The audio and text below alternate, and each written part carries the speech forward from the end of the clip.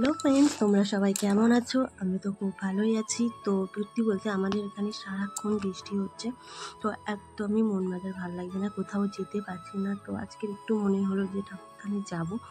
তো সত্যি আমি অনেক দিন যাওয়া হয়নি, এত বৃষ্টি হচ্ছে তোমাদেরকে কি বলবো। কাদের কাদের ওখানে এখনও বৃষ্টি হচ্ছে আমাকে অবশ্যই কমেন্টে জানাবে। আর কার ওই বর্ষাকালে বাড়িতে থাকতে মানে আটকে থাকতে কোথাও যাওয়ার সুযোগ নেই, কার কার ভালো লাগে না আমাকে জানিও।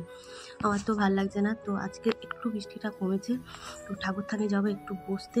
তো ঠাকুরথানে যাওয়ার আগে দেখছি আমার কাকা শ্বশুরের জমিতে আর কি বক বসেছে, তো এত সুন্দর লাগছিল কি বলবো, সাদা সাদা বক। আমার তো সত্যি বলতে খুব ভালো লাগছিল। দেখো এই বকগুলো কার কার ভালো লাগে, আমার না সাদা কালারের বকগুলো বেশি দেখতে ভালো লাগে।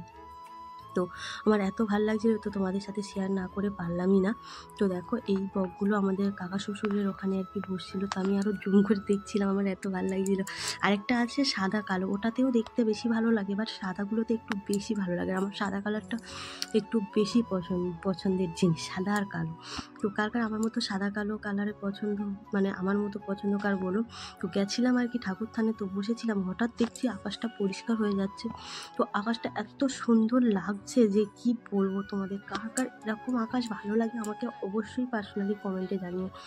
আমার তো বিশাল ভালো লাগছিল। আমি আমার ভাসুর মানে আমার ভাসুরের মেয়ে দুজনেই বসেছিলাম, তো আমরা দুজনে দেখছিলাম। আর আমি আমার ভাসুরের মেয়েকে বলছিলাম, নুনু দেখ তুই কত সুন্দর দেখতে লাগছে। বলছে, ও আমাকে বলছে, বলে মেজমা কী সুন্দর দেখতে লাগছে, মানে ও আবার বলছে কোদালে কাটা মেঘ, তোমরা ভাবতে পারছো।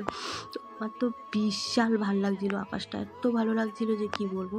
তো আমাদের ওখানে যারা ছিল বেশিরভাগই সবাই ফটো তুলছিল, এত দেখতে সুন্দর লাগছিলো আকাশটা। তো সবাইকে টাটা, দেখা হবে একটা নতুন ভিডিওতে। যদি ভালো লাগে ভিডিওটা like comment share and subscribe করে দিও। ততক্ষণ তোমরা ভালো থেকো, সুস্থ থেকো, সবাইকে